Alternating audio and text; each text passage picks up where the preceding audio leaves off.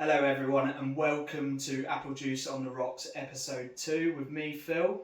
And me, Ollie. Good to be here. Good to be back. Good to be back. So today we released episode 1 of the podcast. Yep. It's now nearly 11 o'clock on the first morning of being podcasters. How are you feeling and what's been happening since episode 1? Oh mate, I'm feeling good.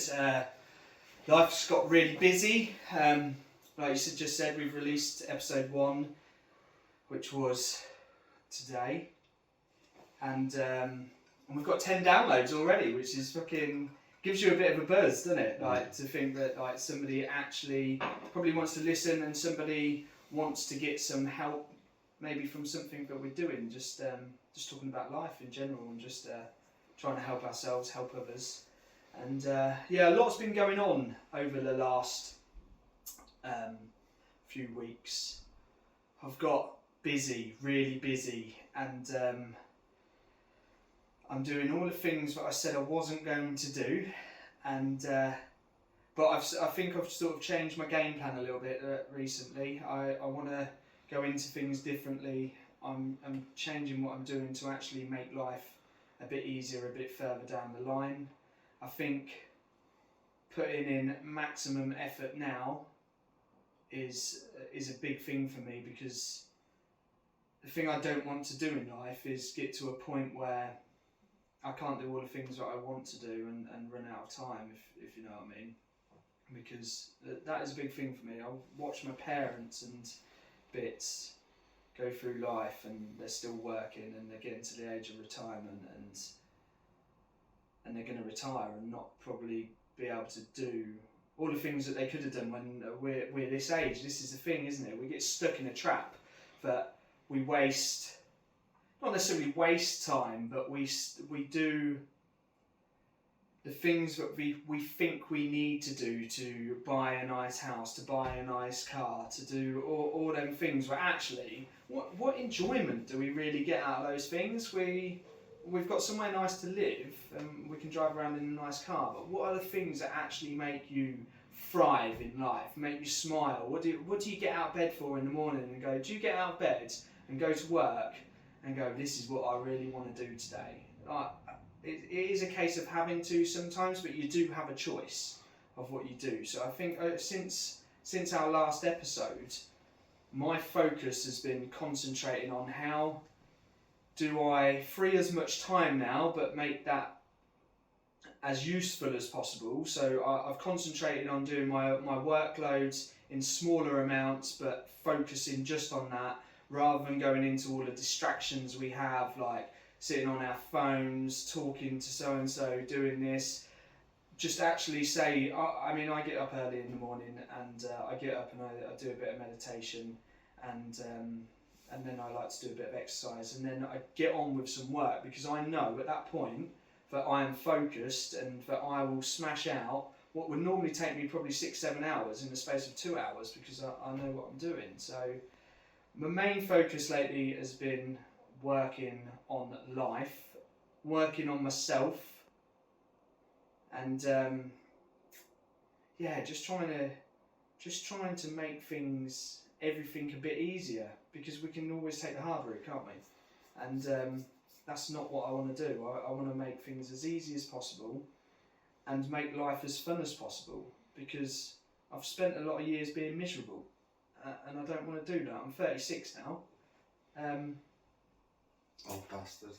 Yeah, I am. 20 years I've sort of wasted in a kind of roundabout way. So I don't want to do that anymore. So yeah, focusing on life, mate, basically is. Well, I haven't seen you a great deal over the last couple of weeks, and even though we talk very regularly, you can tell that we're both in a busy stage, want to get things done, and so you kind of shut people off a little bit around you, which isn't the greatest thing to do, because I do need people around me. I need help with things. Another thing that I never used to be able to ask for, help, and I actually rang someone for help the other day. And because I was in a crappy situation, and that problem shared, with what they say, a problem shared is a problem halved, and it made a big difference to me, and it helped my head, because my head can be a pickle a lot of the time.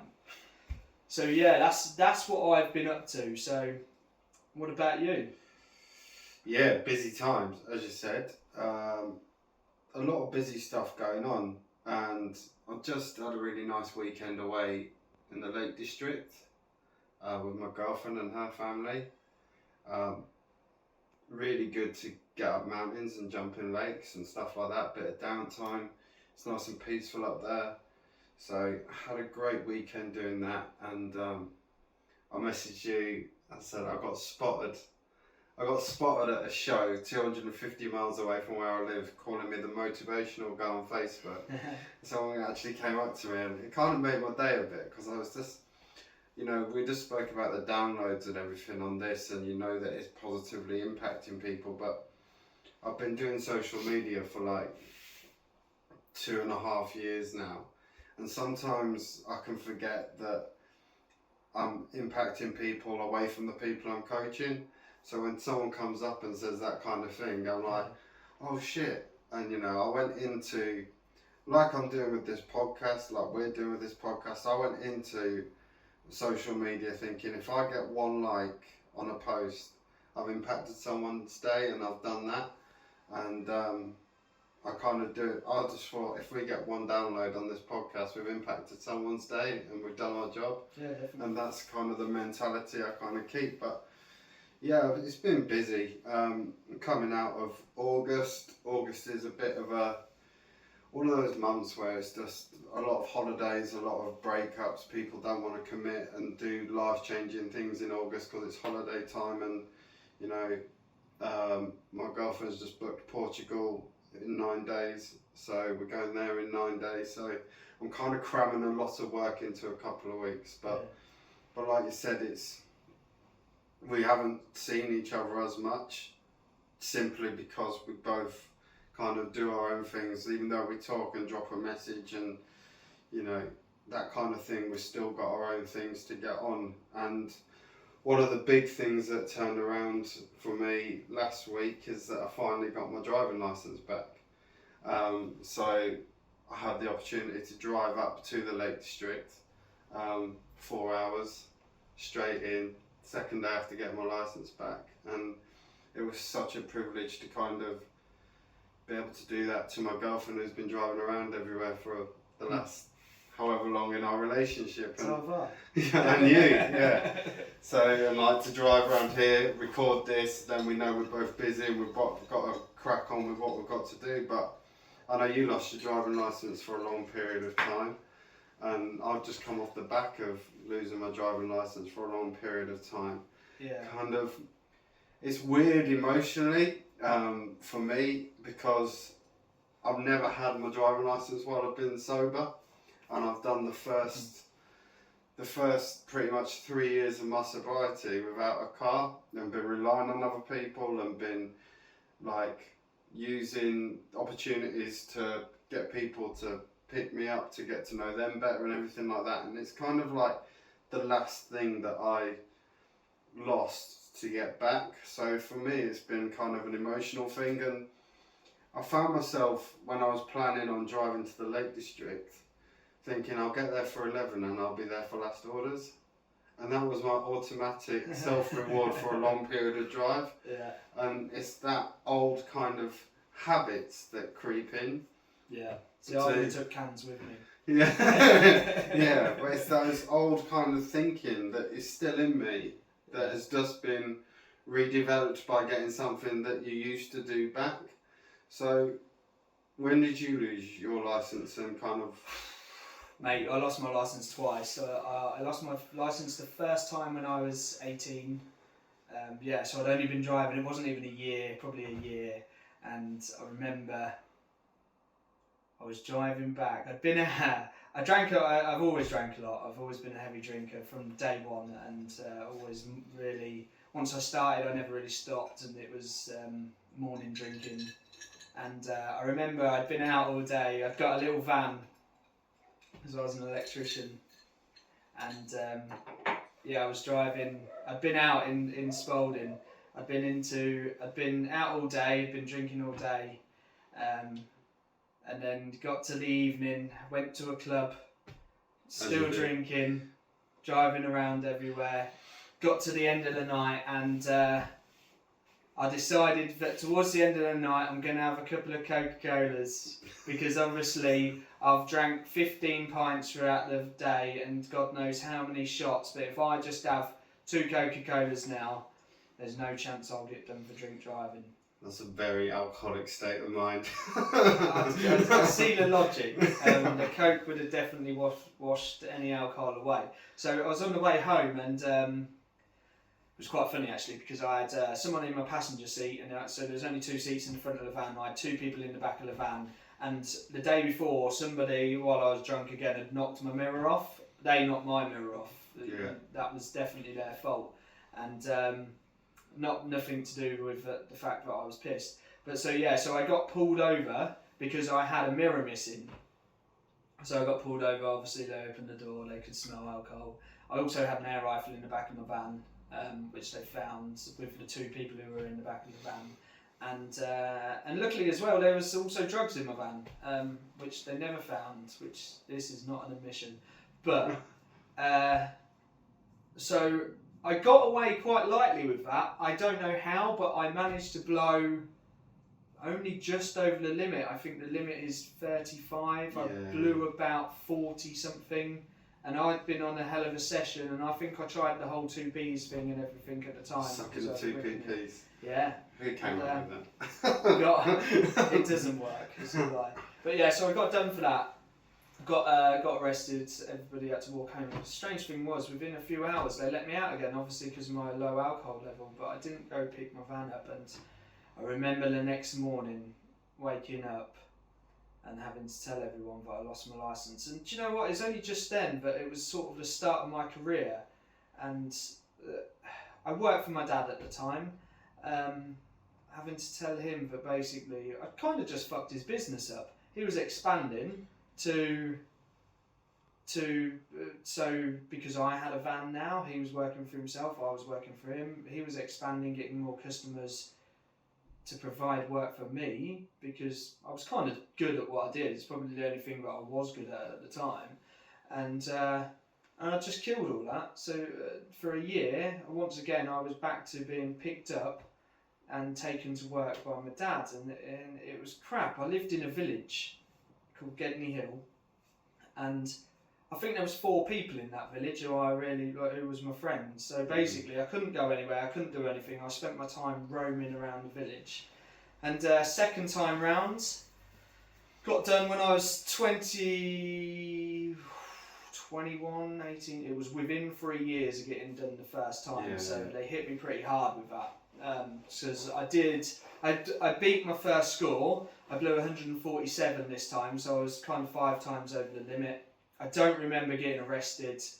I know from being told that basically somebody reported there'd been a fight in the pub, which obviously I was involved in, and I got somebody rang the police, and because I drove off in my car, and apparently, after admitting to the police that I was driving and everything, when I woke up the next morning and had my interview, and they didn't even find me in my car, and I didn't have my keys on me, so I could have got away with it. But would that have taught me a lesson? Did it teach me a lesson, actually? I don't know. It did. I never drank drove again after that, when I got my licence back. But in between not having my licence, in the freshness of it, if we went out and we was all drinking, I'd drive somebody else's car home without no licence, while drunk, and it wouldn't make a difference to me. But so 4 years, lost my licence. 4 years is a long time, as you know, and I was looking at going to prison for that, and I got 300 hours community service.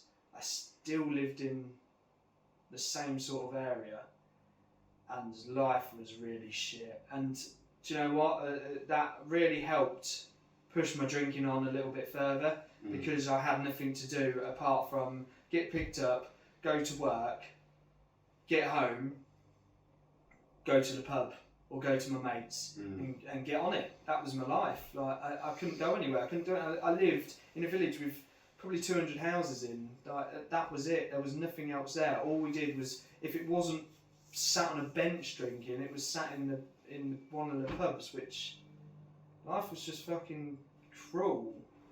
So I know, like, you had. How was you when you got your license back? Because getting my license back, I just got given my license back, and obviously you had a few complications during getting your license back, didn't you? Yeah. Well, just going back to what you were saying, it's just for me when I lost my driving license for the 4 years, it kind of.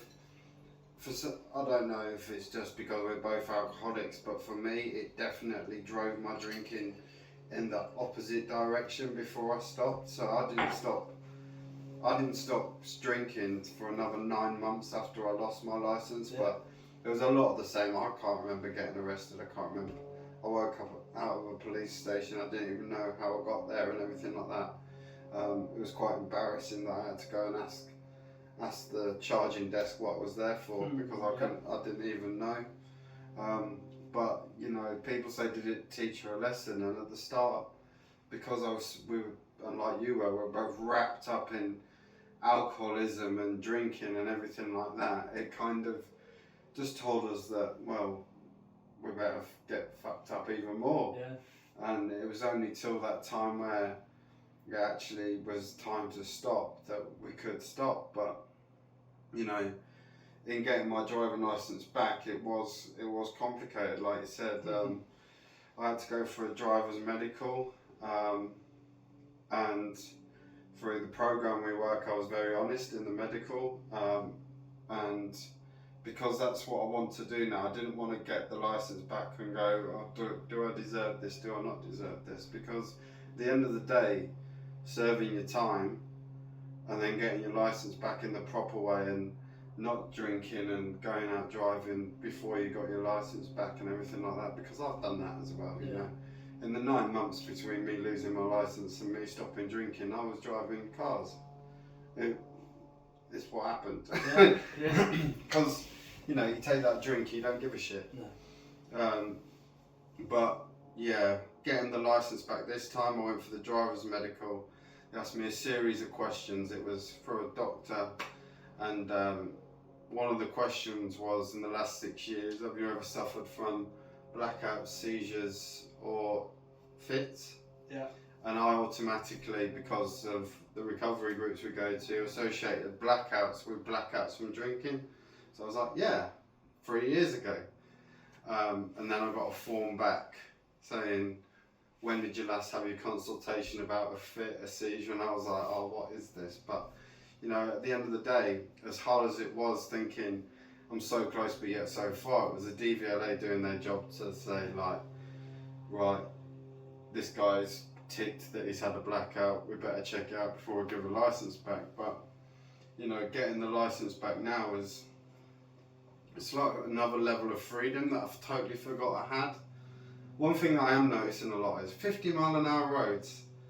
They just come out with, like... They never used to be around 4 years ago, did no. they? It used to be 30, occasional 40, 60.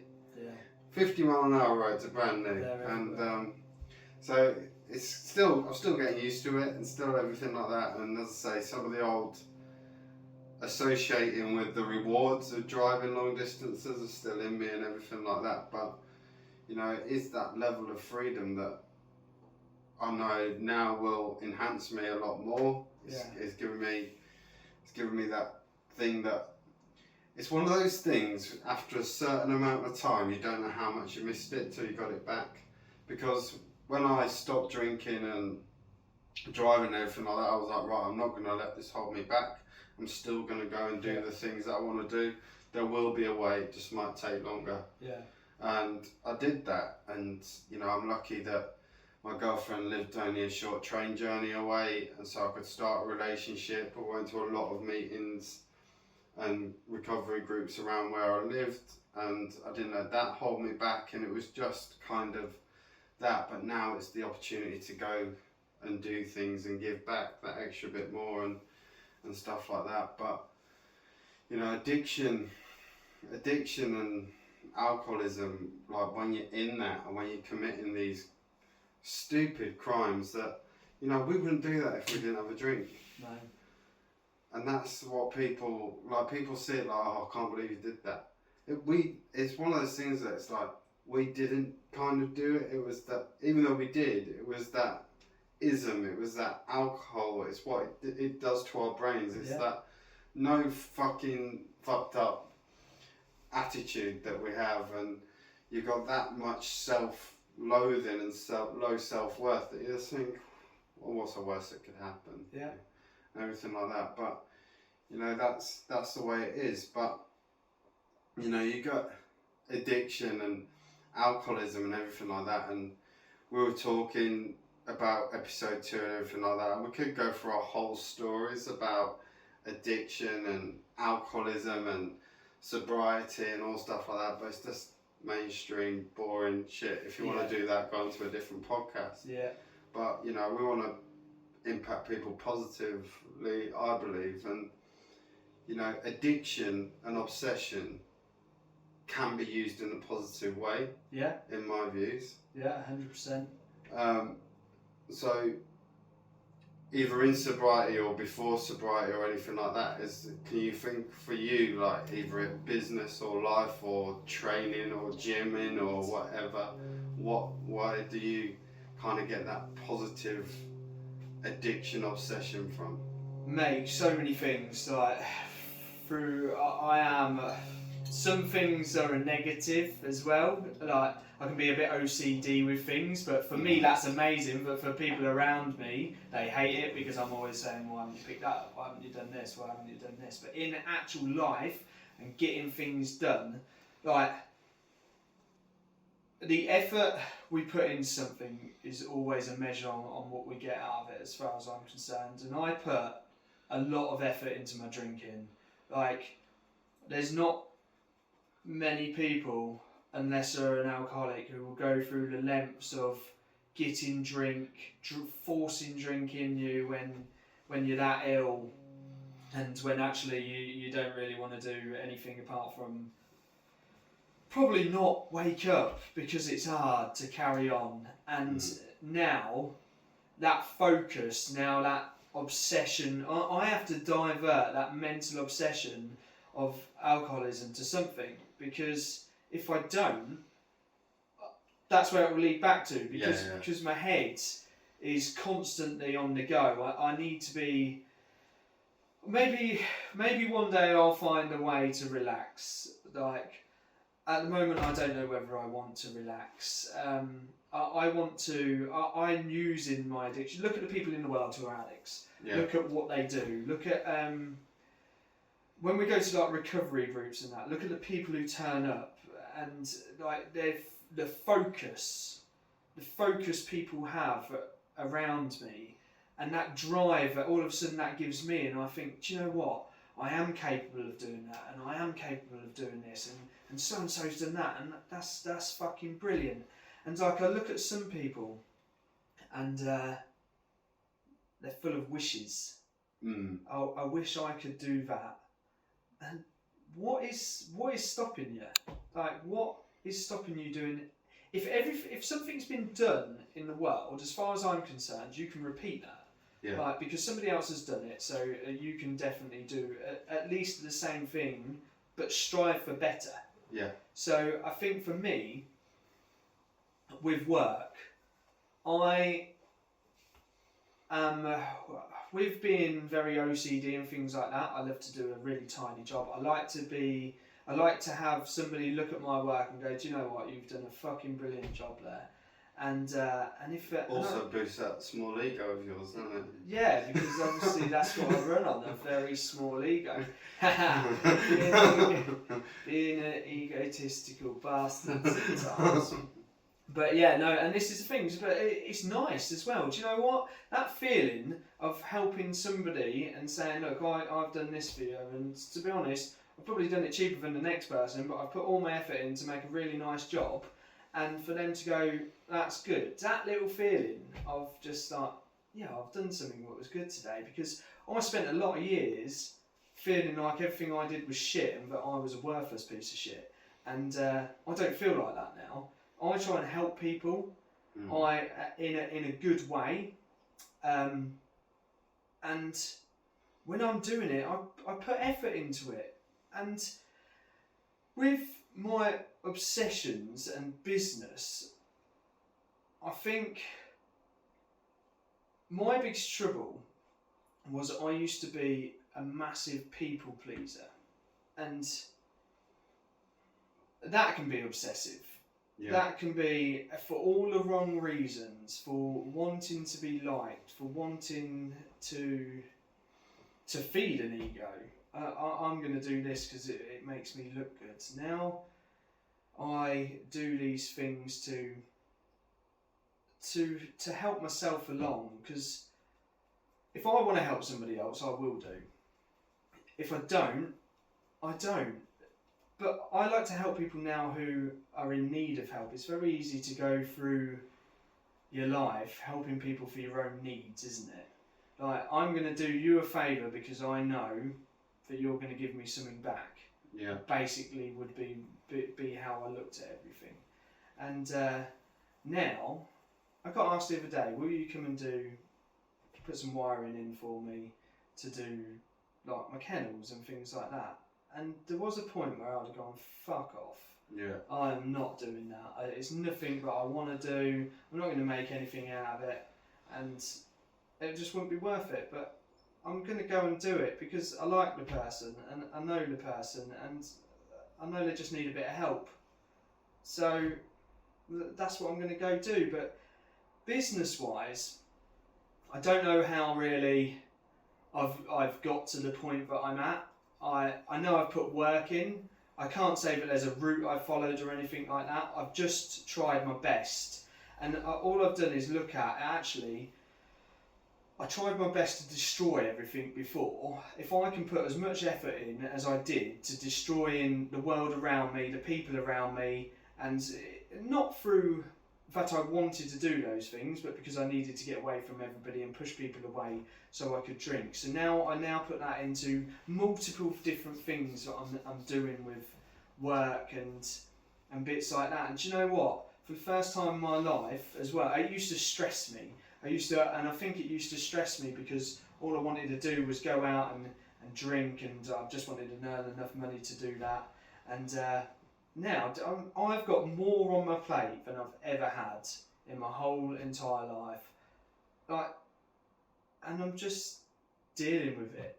And I'm dealing with it because I'm taught how to deal with these things, and because I can ask a question to somebody. Because before I thought asking a question made me very weak, and asking for help made me weak. But now I don't need to sort everything out myself, and I can pass it on to other people. I can do the things that I need to do, and it's easy. Life's easy today. It's not stressful.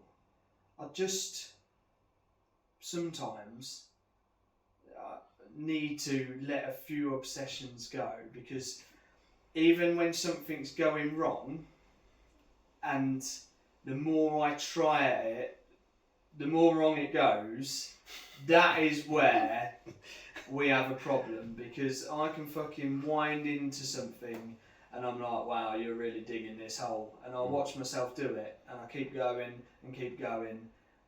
and there isn't another side, because sometimes I just have to stop and then let it go. So yeah, obsessions with work, obsessions with life, that's another thing. I'm obsessed with life now. I before hated life, hated everything about it. Now I'm like, wow, I've wasted a lot of years. Look at the world we live in. It may not be beautiful all the time, but it is as beautiful as you make it, isn't it? Yeah. At the end of the day. So yeah, I think that's me on that really. I think I'm an obsessive dickhead sometimes, but it does help. Mate, like with obsession, like you touched on it. I don't know anyone that's got successful without a level of obsession. No. And we're very much alike on this front. So what people won't see is that we recorded episode 1 of the podcast, then we went out for lunch after it. I don't think we spoke in the first 15-20 minutes, because we were both, as soon as we finished the first episode, we were both like, right, you do this, you do this, you do this, you do this. Yeah. And instead of us going, tell you what, we'll go out for lunch first and then we'll go back and do it, we were both just like glued in, like. I was driving on my phone trying. Yeah. No, you weren't driving on your phone. I wasn't. But yeah, and I was editing the reels to put on social media. You were doing that, and we're like, right, we'll do this, and you know, we said, right, we'll release it on the 1st of September. We could have had it out last Friday, let's face it, because we both had that switch to go, right, we're on this. Yeah. We're on this, we're in this. I know I've seen when we went on holiday, and you know, your computer screens and everything like that, when you're mining and doing your stocks and shares and everything like that, the man is suckered into it and get a word out of you, and you can try, but you know you're not the number one focus. You're like straight in, and I'm exactly the same. You know, I get obsessed with work. I get obsessed with going down loopholes, with working out what works well, with what I can do next, with building when I'm program writing. Like, I'm lucky I've got people. Have you eaten today? Nah. You know, have you taken a drink? I'll do that tomorrow. Yeah, no, I'm not taking a drink. I've not had a drink of water. I've not eaten. I've been sitting on my laptop for 9 hours. Alright? Yeah, and for me, if there's a little job that needs doing, I'll probably just be like, nah, it's not worth it. No, it's not worth it. When there's a big pile, and I go, smash it. This is it. Let it run wild. I've got 10 hours. Let's fucking go. And you know, people might subscribe to my daily emails. I'll write 4 in a go and just go, put them all on timers. I'm like, yes, that's fucking wicked. Yeah. And that's it. I'm just in that state of obsession with what I'm doing. And you know, I was running last night. That's why I came up with this kind of topic, because I did some work yesterday.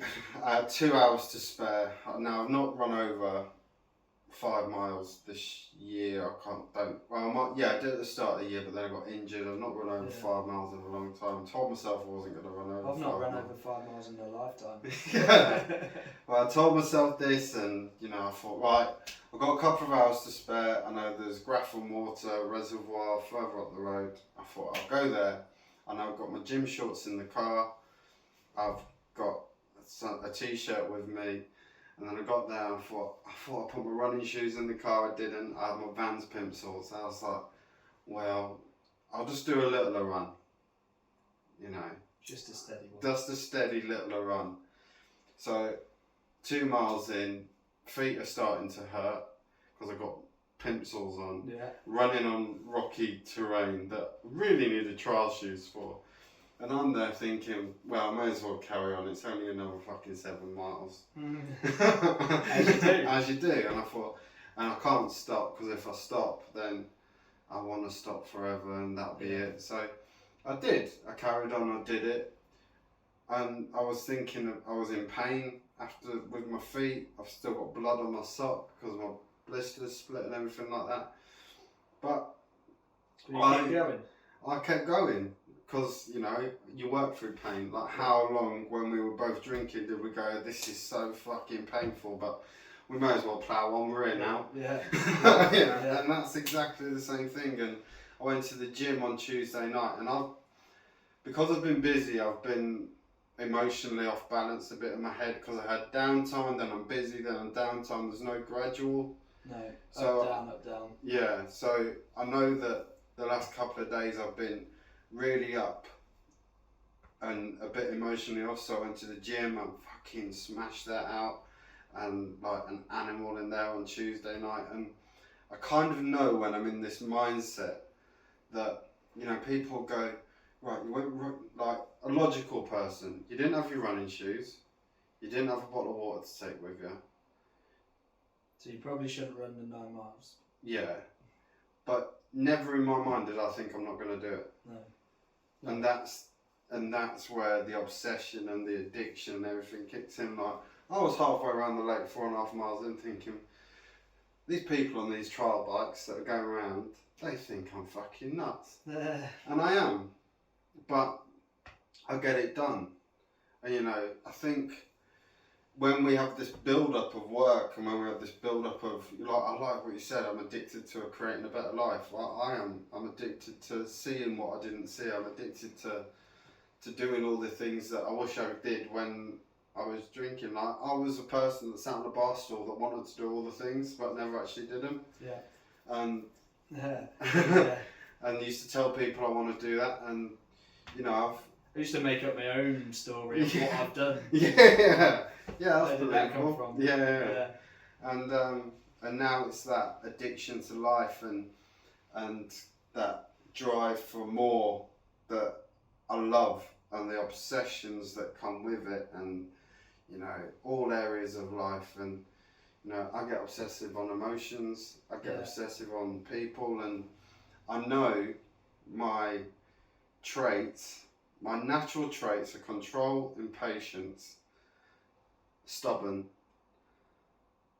All these things are all things that are all part of my setup that I can also use to positive effect in building things. And you do look in recovery groups, you do look on the world, you do see these successful people, then you can read about them and go, oh fucking hell, they're fucking addicts like fuck. But you touched on it a bit, but when you're in it, when you're in an obsession, an addiction, do you know you're in it?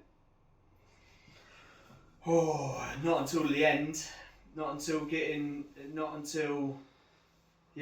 think I sort of do, but I completely ignore it. Yeah.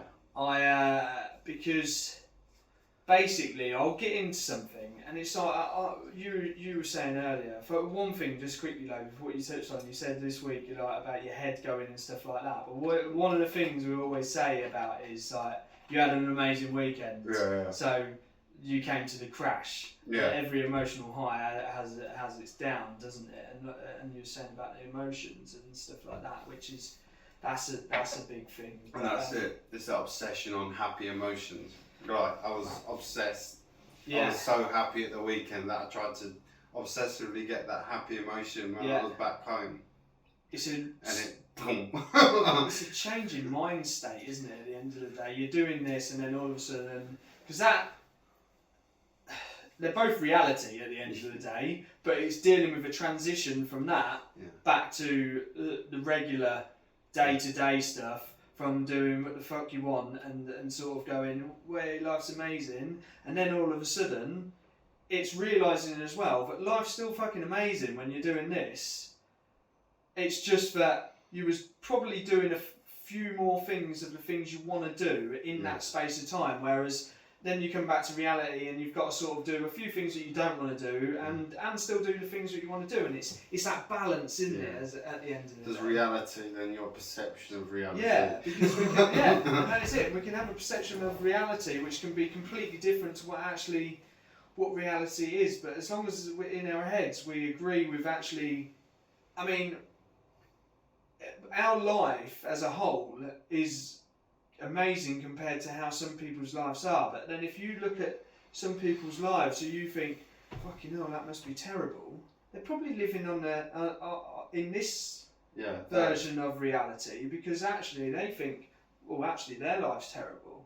So it's only how we perceive things is your own expectations. Yeah, and actually I think a lot of the time we expect too much. Yeah. Because I woke up this morning and I was breathing. Some people don't do that today. And this is the thing, isn't it? Like, how fucking lucky to have a roof over my head, to be able to get dressed and be able to go to the gym. You don't always get that chance, do you? But yeah, knowing whether I'm in an obsessive place. Normally, if I'm in an obsessive place, I start to get moody with people. And I can spend a lot of time. Sharp word. Yeah, I can spend a lot of time in an obsessive place. So actually, coming back to where you said, do I know about it? No, I don't, because I don't mean to be a dickhead. Yeah. And I can be a dickhead when I am in the zone and I'm doing something for me, because sometimes it can be a bit about self and not thinking about others, or because I just block everybody else out. And I get to the end of it and I sort of sit there and go, fuck, why was you such an arsehole for the last week? Yeah. Like, because that's how long it can be. It could just be a day.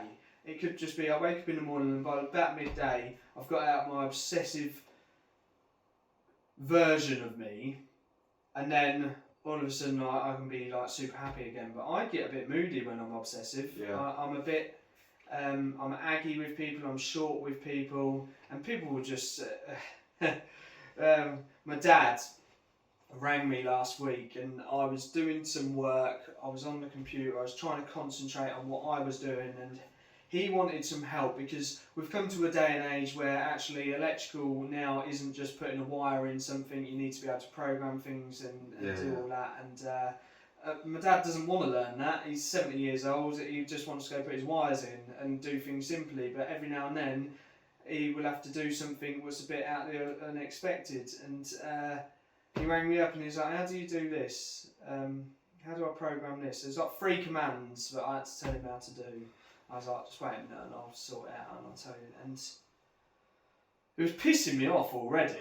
Like, just asking the question because I wanted to do what I wanted to do and I was stuck in something and he was in my fucking way at the moment. And my dad's 70 years old. Like, who knows? Do you know what I mean? And so with him being on the phone to me for about 10 minutes, by the time we had got off the phone, I was trying to say something to him and I couldn't hear all of, because phones nowadays have got noise cancelling and things like that, and I didn't realise that he was got these fans running behind him and everything, and I'm going, you need to go on to B091, and then he was going D091. I was going, no, B091, and he kept on repeating this, and I was going, no, not D for dickhead, you're the dickhead, it's a B for bastard. And like, just that little simple thing I just had to stay calm for, but because I was too wrapped up in me and my obsessive fucking compulsion, that is where I was at that day. And I was just, I got off the phone and I was like, why did you have to talk to your dad like that? Yeah. There wasn't any need. And I talk to my partner like it sometimes, I talk to my mum like it, I talk to my brother, and it's weird because it always goes to the people you love, doesn't it? Yeah. Like, let's face it, I could be like that to my partner and I'll speak to you and I'm bouncing off the walls with happiness. What's...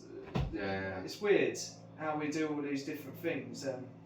I know you definitely get obsessive with things, but do you know about it? Do you like you said,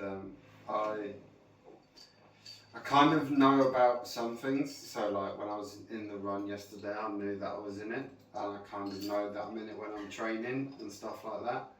But then I don't know that I've not. Like some people call it emotional sobriety and stuff like that. Yeah. I'm not there yet. no? Right, 100%. I'm not there yet. It's something I thrive to do, but when it comes into, you know, like you said, anger for me.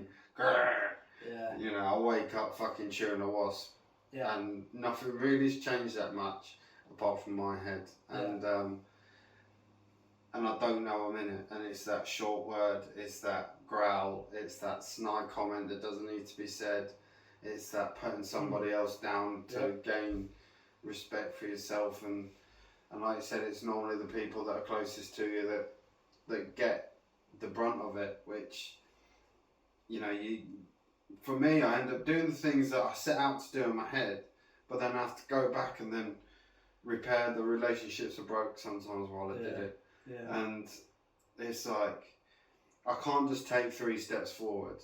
I can take 2 steps forward, 1 step back, and that's how I move forward, you know. Nothing in my life just goes straight forward like, oh, he's just done a really good job, he's completed everything, and he's been a nice person all the way through it. And the more I share about it, the more I talk about it, the more I'm aware, and I've got a lot better at it over this year, of being more aware. So I've got that to come, You got that to come, yeah. But even though sometimes you're aware of it, it still doesn't stop. because you're involved, and like you said, like people are just an inconvenience at time, and it's hard because you're navigating. Like we both have control issues. Like we have to be in control of a situation, and that's another one. And you know, we're very good at manipulating people when we're drinking, and that's something that we want to get back from now. And not having control issues, not using it to manipulate people and get what you want from people is just what we're trying to avoid. But you still have that natural sit in. And that is what fucking causes issues for me. Yeah. People not doing what I expect them to do. Me not being where I expected to be. Emotions, perceptions, reality. that is my three things where I just totally get lost in. Yeah. And it's just bonkers, you know. But do I know I'm in an addictive state? You know, I remember not long ago I did my first Instagram live. Now, my girlfriend is very good at realising when I'm in a fucking, like, Ollie's being Ollie. Like, it's just fucking wired. All that. Ollie's in control. Yeah, Ollie's trying to be in control. But I was doing my first Instagram live. I got it all prepped. I got obsessed about it. I picked my music. I picked everything like that I was going to walk out to and everything like that. And, you know, the emotions were up. Tried to go for a nap in the afternoon. Not fucking happening. I'm fucking high. I'm rolling. This is fucking it. Big man's in the room. You know.